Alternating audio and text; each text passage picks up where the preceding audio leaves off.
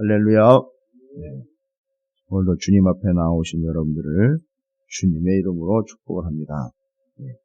제가 기도 가운데서도 언급을 했지만 지금 우리 예배를 드리고 있는 예배 초소는 첫 번째 휘장, 두 번째 휘장 이런 말이 없어요. 현재 이 예배실 안에 모든 교회들이 다 마찬가지입니다만 첫 번째 휘장, 또 두 번째 휘장 이런 말들은 사용을 하지 않고 있습니다. 그냥 예배실 이렇게 심지어는 하나님 앞에 나아간다라고까지 얘기를 합니다. 참 대담한 표현이에요. 옛날 구약시대 때 표현으로 말하자면 감히 옛날에 구약 성경이라 첫 번째 언약이라고 일컬어지는 옛 언약이라고도 말하고 있는 구약시대 때의 관점으로 이야기하면 상상할 수 없는 일이겠죠. 그렇죠? 그런데 그 상상할 수 없는 일이 벌어지게 된 겁니다. 오직 한 가지 이유 때문입니다. 뭔 사건이 터져서나 뭔 어떤 조건 때문이 아니라 오직 예수 그리스도 때문에 이 일은 가능해진 건데, 이제 계속해서 히브리서가 말하고 있는 옛 율법과 첫 번째 언약, 첫 번째 율법 쭉 계속 집중시키고 있는 게 바로 첫 번째 언약은 모세에게 주신 그 율법을 이야기하고 있는 거죠. 그래서 그 율법보다 온전하신 새 언약인 복음, 그 율법의 전수자인 모세보다도 더 뛰어난 분 예수 그리스도, 그 첫 번째 율법에 의하여 하나님께 제사를 드렸던 레위의 반열을 따랐던 그 아론의 반차를 따른 레위인들로서의 또 제사장들과는 또 다른 반차를 따르고 있는 예수 그리스도. 이렇게 지금 계속 왔다 갔다 하면서 설명을 하고 있어요. 그러면서 집중시키고자 하는 포인트는 하나죠. 오직 예수 그리스도만이 온전한 분이고 뛰어난 분이며, 현재 여러분이 예배하고 있는 그 자리가 그 이전엔 그렇게 아무도 나아올 수 없었던 성소 지성소를 뚫어서 직통으로 하나님과 교통할 수 있고 하나님 앞에 나올 수 있도록 열린 길이 되었다라고 이야기해요. 성경 본문의 말로 의하면 옛날 구약시대 때는 길이 없었다고 그래요. 그러니까 말하자면 하나님 앞에 나아갈 수 있는 길이 없었다고 그럽니다. 그래서 오직 한 사람 대제사장, 바로 그 대제사장을 통해서 대속죄일에 그가 하나님 앞에 대신 나아가 대신 간구하여 드리고 대신 피를 뿌려서 이스라엘의 죄와 자신의 죄를 사함받는 대속죄일 이야기를 오늘도 해요. 그런 방법 외에는 성도나 백성이 스스로 나아가 하나님 앞에 나올 수 있거나 하나님을 대면할 수 있는 일은 전혀 없었던 거예요. 그런데 지금 오늘날 우리는 이렇게 하나님 앞에 직접 나아올 수 있고 심지어 하나님과 동행을 하고 있는 중이다라는 사실이 우리에겐 무엇이 근거가 되어 그렇게 될 수 있었던가? 다른 게 아니라 예수 그리스도 때문이라는 걸 히브리서 9장 이후로 또 설명을 합니다. 자, 그래서 그걸 설명하려고 옛날에는 어떻게 하나님 앞에 나아갔었는지를 설명을 하는 거예요. 옛날에는, 구약에는 첫 번째 언약이라고 일컬어는 모세의 율법에 의하면 하나님 앞에 어떻게 나아갈 수 있었느냐. 그래서 이제 옛날의 성막을 다시 설명을 하는 거예요. 옛날의 성막, 성소, 지성소, 그 안에 있는 이제 성막의 기구들 이런 거 설명을 하면서 그런 의미들과 그런 모양들과 그런 식양으로 지어진 성막 안에 성소, 지성소의 개념들을 통해서 휘장을 통과해 하나님 앞에 대표성을 지닌 대제사장만이 나아갈 수 있었다라는 걸 설명을 하려고 이제 필요한 설명이 들어갑니다. 뭐예요? 성막에 대한 설명이 들어가요. 성소, 지성소에 대한 설명이 들어갑니다. 이게 구약 얘기고 구약의 율법 얘기라고 몰라도 된다라고 넘어갈 게 아니라 그 개념들을 정확하게 이해하고 있어야 그 하나밖에 없었던, 누구에게도 열려있지 않던 길이 확 열려서 누구나 다 하나님 앞에 나올 수 있게 됐다라는 의미를, 옛 것을 알아야 새로운 언약을 통해서, 어제도 말씀드렸지만 예레미야 31장 31절에 새 언약이라는 것이 바로 구약과 연결되면 구약 신약의 개념들이 연결이 되는 것처럼 예표가 되고 모형이 되고 그림자였던 것처럼 실체를 알아보기 위해서 이 과정들을 지나는 거예요. 그래서 우리가 지금 구약을 연구하고 또 히브리서를 기록한 이 기록자가 성도들에게 이야기하고 있는 모든 것들, 구약 성경에 나와 있는 예수 그리스도를 예표하고 있는 모든 이야기들과 예표들과 모형과 그림자를 조명을 해주는 거예요. 그리고 그것은 어떤 실체를 본뜬 것과 어떤 실체의 그림자인지를 계속 이야기하려고 예수 그리스도에게 계속 집중시키려고 실체의 모형, 실체의 그림자들을 설명을 해주는 거예요. 여러분 아시잖아요? 모형은 뭐 더할 나위 없이 정확한 거고, 그림자는요, 그림자를 보면 윤곽이 나오죠. 그 다음에 그림자의 방향을 보면 실체가 어디 있는지 알 수 있겠죠. 그런 거예요.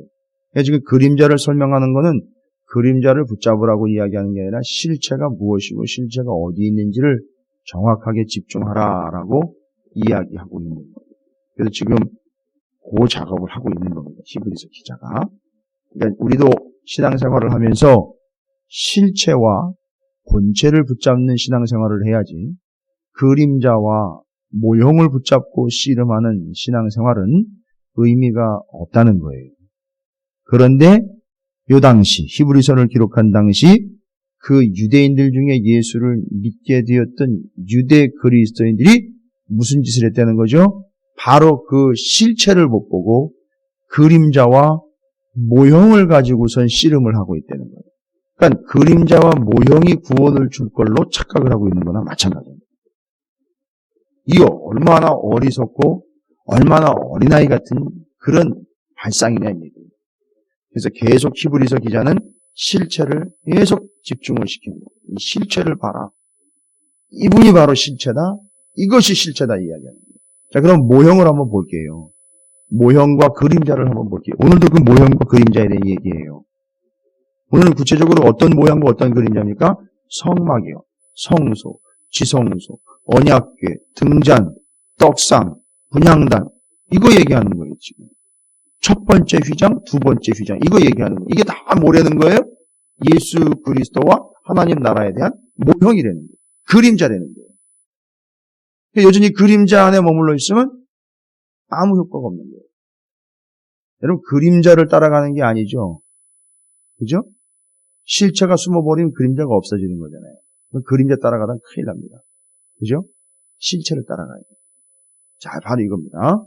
그래서 오늘도 그 실체이신 예수 그리스도 대제사장, 그분이 실체이고 본체이기 때문에 그분의 그림자와 모형, 하나님 나라에 대한 모형, 성막에 대한 설명을 먼저 하는 거예요.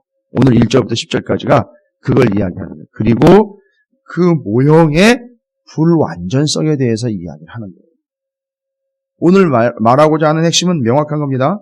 모형을 열심히 설명을 해요. 그림자 열심히 설명합니다. 왜냐하면 그게 원래 있었던 거예요. 그리고 목적이 그거예요.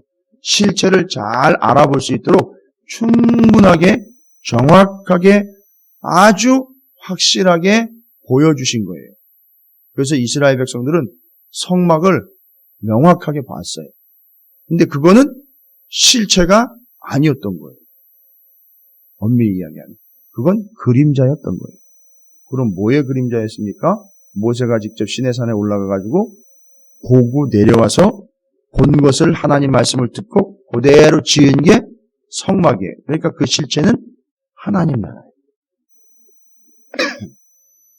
그리고 그 안에서 들락날락하는 제사장을 보니까 그 두 번째 휘장이라고 일컬어지는 거죠. 첫 번째 휘장은요, 성막 안으로 들어가면, 그 울타리 안으로 들어가면 번제단, 물두멍, 다 아실 거예요.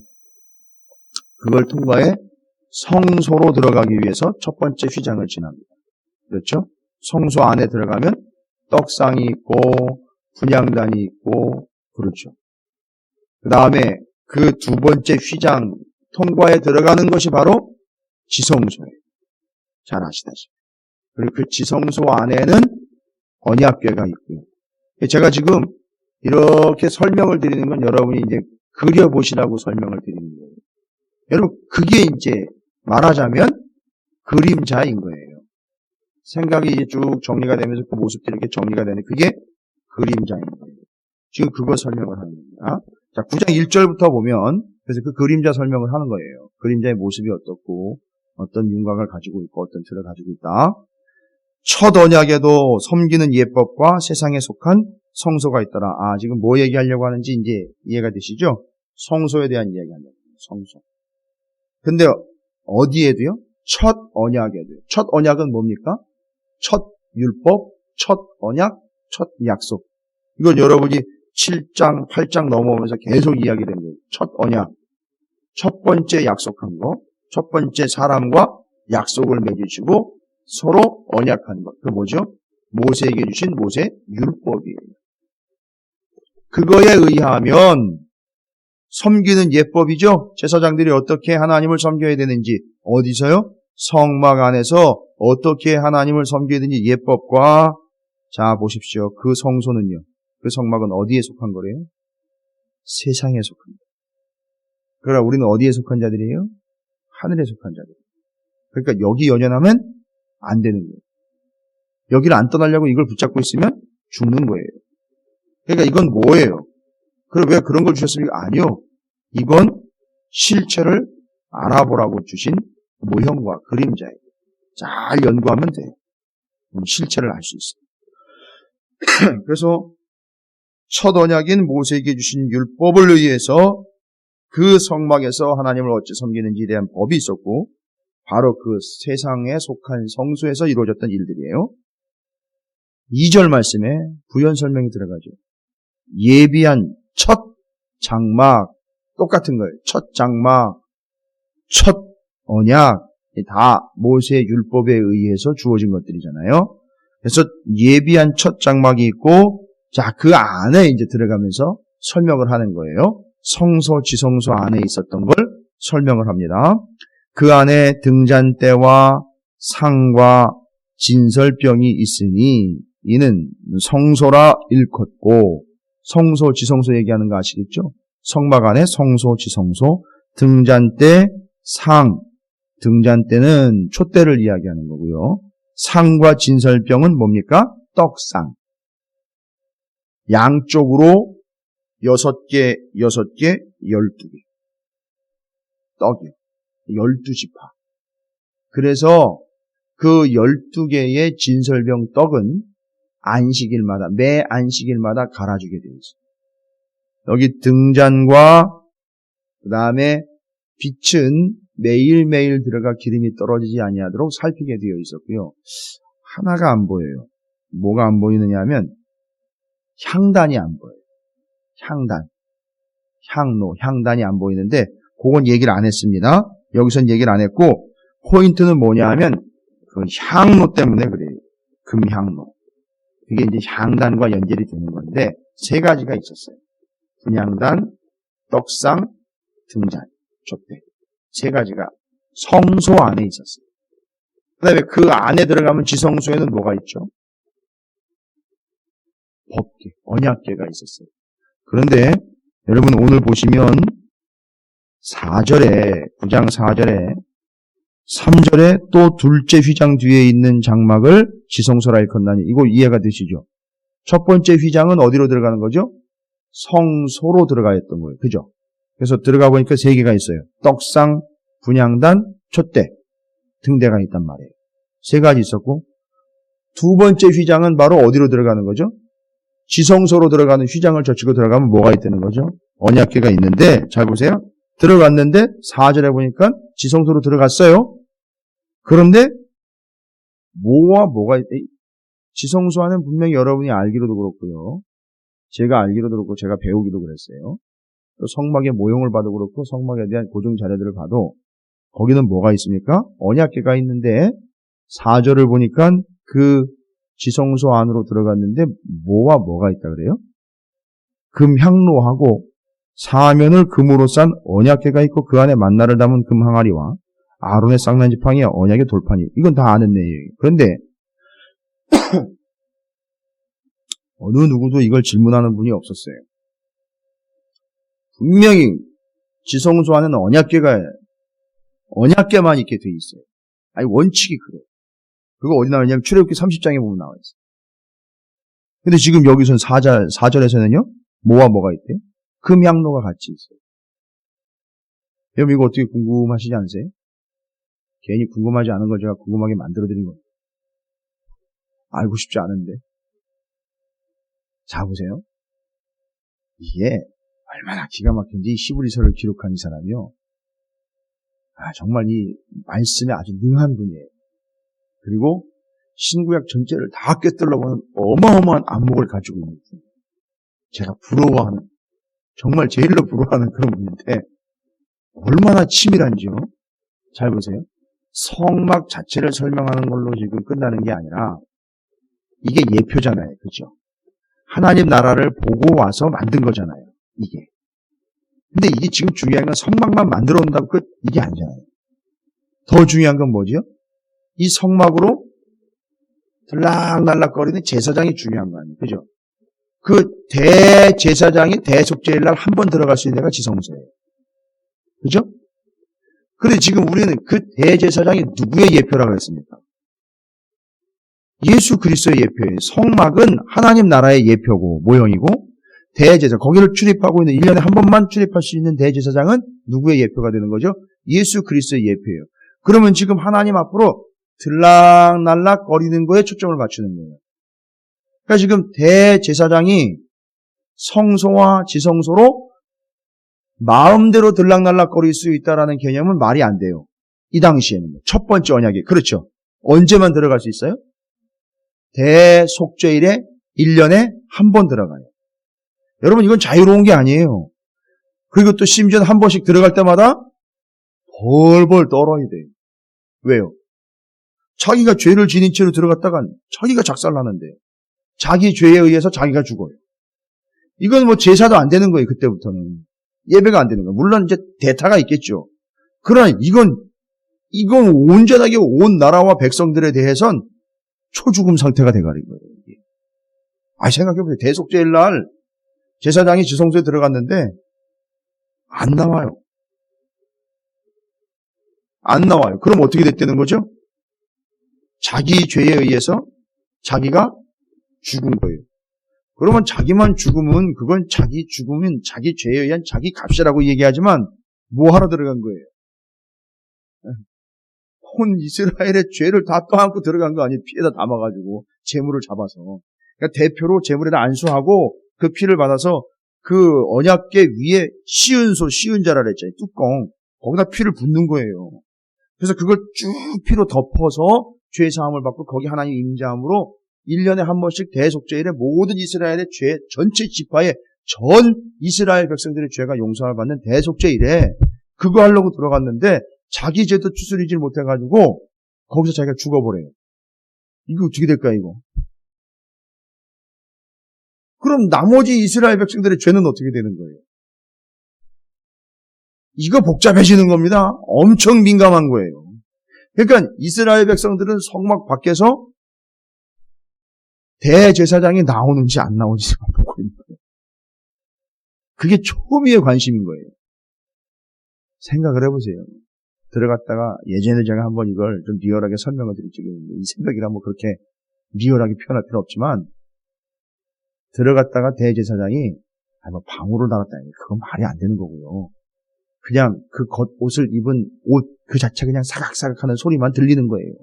가서 뭐 소리 나는 거 바깥에서 그냥 그런 건 들리는데 들어갔다가 나오면 사람들이 기다리고 있다가 대제사장이 들어갔다가 나오는 순간 이 사람들은 그냥 막 환희와 기쁨에 쌓이는 거예요. 대제사장이 살아나와서 반갑게 얼굴을 맞이하게 돼서 기뻐서가 아니라 뭐예요? 자신들의 죄가 다 사함을 받았으니까 이걸로 할렐루야인 거예요. 그 자리에서 축제가 일어나는 거예요. 근데 이게 들어갔는데 소식이 없는 거예요. 그렇게 막 집중하는 거죠. 그 소리를 막 들어보려고. 그 안에서 하나 있나? 살아있나? 뭐 넘어지는 소리나 이런 거 안 들렸지? 막 이러면서 서로 막 바깥에서. 여러분 그 성막 주변에서 성막에다 귀를 대보지 않은 사람은 전혀 몰라요. 그때 그 경험 해보지 않은 사람은 몰라요. 자, 관심은 바로 그래서 대제사장. 그래서 지금 대제사장이 들락날락하고 있는 대속죄일 얘기를 하고 있잖아요, 뒤에서도. 그죠? 자, 그걸 연결을 해야 돼요. 지금 그래서 금향로와 사면을 금으로 싼 언약궤가 지성소 안에 있었다는 얘기는요. 여러분 대속죄일날 대제사장이요. 지성소에 딱 한 번 들어갔다 나오는 게 아니에요. 2번 이상 들어가야 돼요. 왜냐하면 성경에 나와 있어요. 그냥 우리는 또 대속죄일날 한 번 들어갔다 나왔다는 것 때문에 그냥 싹 한 번 발 디뎠다가 나온 걸로, 푹 뿌리고 나온 걸로만 생각하는 아니에요. 그 전에 뭐를 해야 되느냐면 그 지성소요. 넓지 않고 크지 않으니까 그 지성소에 향로를 가지고 들어가요. 향을 담은 향을 피운 향로를 가지고 들어가서 흔들어서 그 향을 지성소 안에 피워요. 언제까지 피우느냐 하면 자욱해서 안 보일 때까지. 그건 뭘 얘기하느냐? 하나님의 임재를 얘기하는 거예요. 그래서 가서 향으로 지성소를 가득 채우고 향을 피워놓고 나와야 되는 거예요. 그리고 그 다음에 또 들어가는 거예요. 그러니까 딱 한 번 들어갔다 발 딱 딛고 나오는 그런 개념이 아니에요. 대속죄일에 대제장은 2번 이상 들어갔다가 그런 절차에 의해서 지성소를 들락날락하게 돼 있단 말이에요. 자, 그러면 여기 4번째 금향로는 뭘 이야기하는 거냐 하면 바로 지금 대속죄일에 대제사장이 뭐 하고 있는 중이에요?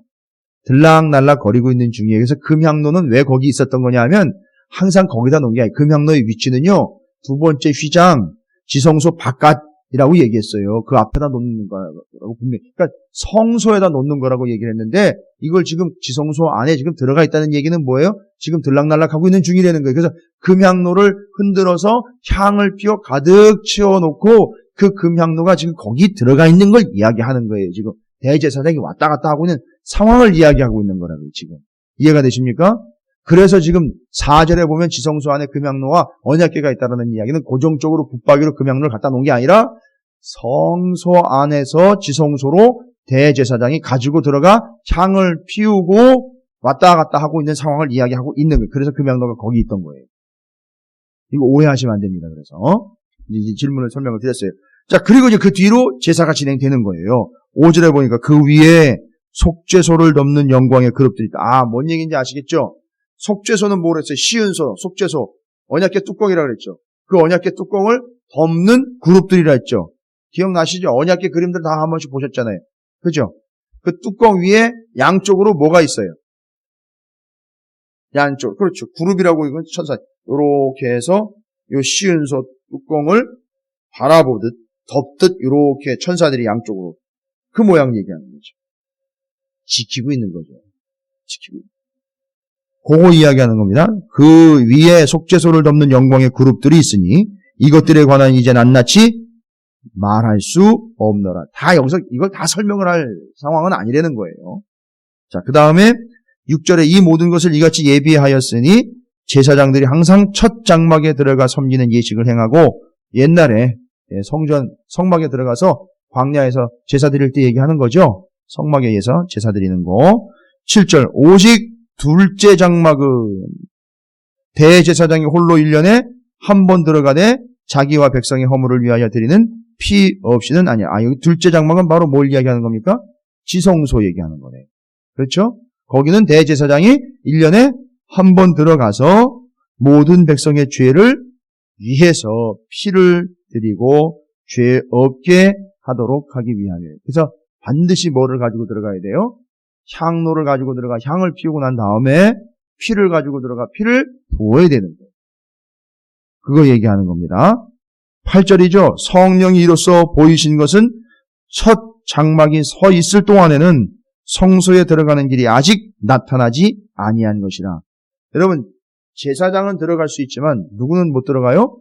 백성들은 여전히 못 들어가죠. 길이 없는 거예요. 그거 얘기하는 겁니다, 지금. 이 장막은 9절이에요. 이 장막은 현재까지 뭐라고 얘기를 해요? 아예 비유다라고까지 이야기해요. 비유다. 그건 비유래요. 비유요. 원래 말하고자 하는 본 뜻은 뭐라는 거죠? 예수 그리스도와 하나님 나라. 그걸 이야기하는 겁니다. 자, 이 장막은 9절입니다. 현재까지의 비유니 이에 따라 드리는 예물과 제사는 섬기는 자를 그 양심상 온전하게 할 수 없나니.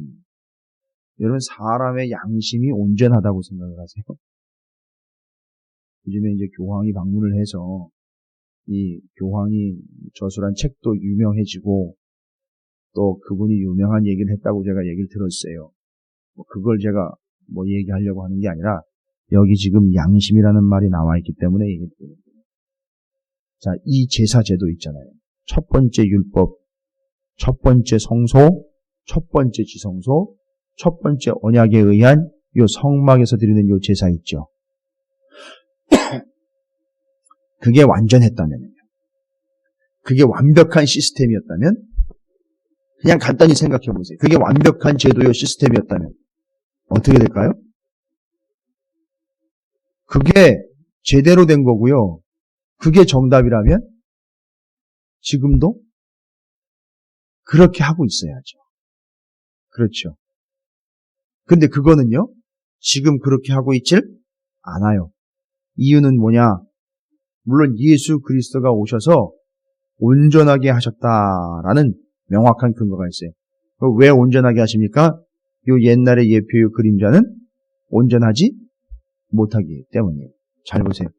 성막에서 죄를 사하고 본인이 죄를 지을 때마다 제물을 끌고 가가지고 제사장에 드려지는 그 제사를 늘 드리는 5가지의 제사법이 있어요. 여러분이 알기로 번제, 소제, 화목제, 속건제, 그렇게 이야기하는 것처럼 제사가 있는데 그걸 드릴 때마다 제물을 끌고 가서 거기서 제사를 드려야 돼요. 그러면 문제는 뭐냐면 이 제사는 그때그때의 죄와 문제에 대해서 용서함을 받을 수 있으나 이 존재 자체의 구원을 위한 온전한 제사인 온전한 이 존재 양심에까지도 하나님의 구원함을 얻게 되는 온전한 구원을 얻는 제사는 아니라는 거예요. 이게 그 문제에 대한 그 죄에 대한 용서함과 해결은 받을 수 있지만 그 존재 자체가 온전하게 되는 제사를 여기서 드릴 수 있는 건 아니라는 거예요. 그러니까 문제는 뭐예요? 이 양심의 문제까지도 이 제사가 해결할 수는 없다는 거예요. 그럼 이 온전한 제사, 그 존재 자체의 온전함을 위하여 드려야 되는 제사는 새로운 제사법에 의해서 어떻게 해야 되는 거죠? 예수 그리스도는 대제사장, 그분이 제물이 되어서 하나님 앞에 직접 나아가 자신이 죽음으로 구원을 얻게 한, 그래서 온 백성들의 죄의 문제, 단순히 죄를 지은 몇 가지 죄의 문제만이 아니라 그 존재, 양심에까지 다 온전케 하신 예수 그리스도의 십자가의 희생과 제사를 통해서만 온전한 희생, 온전한 구원, 온전한 죄사함을 받을 수 있다라는 걸 이야기하는 거예요. 그래서 그 첫 번째 언약에 의한 이 성막, 이 제사의 불완전함을 이야기해서 예수 그리스도께서 이 땅 가운데 오신 온전한 제사와 생명을 통한 구원을 이야기하려고 하는 거라는 거예요. 이게 이제 이해가 되시고 비교가 되셔야 돼요. 이게 정리가 되어야 됩니다. 그래서 10절에 뭐라고 얘기합니까? 이런 것은 먹고 마시는 것과 여러 가지 씻는 것과 함께 육체의 예법일 뿐이며 개혁할 때까지 맡겨둔 것입니다. 잠깐 동안이 되는 거죠? 개혁할 때까지. 주님 오실 때까지. 그런데 어떻게 됐어요? 주님이 오셨는데 여전히 유대인들은 어떻게 합니까? 옛날로 자꾸 돌아가려고 그러고 옛날 제사법과 옛날 제사장들로 돌아가려고 하는 겁니다. 이게 문제되는 것을 이야기하고 다시 한번 아까도 말씀드렸지만 예수 그리스도에게만 집중을 시키고 있다는 겁니다. 여러분 이제 계속 몇 번 말씀을 들었기 때문에 여러분들도 이젠 정리가 되셨을 거예요. 그래서 옛날 성소, 옛날 율법에 의한 성막의 한계는 뭐예요? 접근이 제한적이라는 거예요. 실질적으로 사람들은 접근을 할 수가 없다.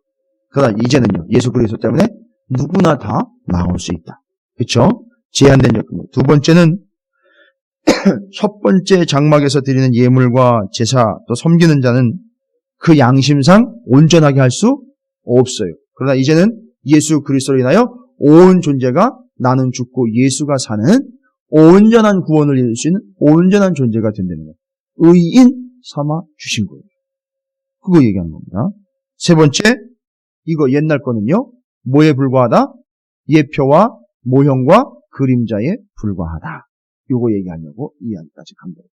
여러분 이제 예수 그리스도는 실체이고 본체이고 명확한 사실이라는 것들을 우리에게 알려주면서 예수 그리스도를 통해서 이제 온전하게 된 제사라고 일컬어지는 하나님과의 관계, 하나님 앞으로 나아감이 회복됐다라는 걸 이야기하고, 옛날 제사법 붙잡지 말고 예수 그리스도만 붙잡으십시오라고 이야기하고 있는 겁니다.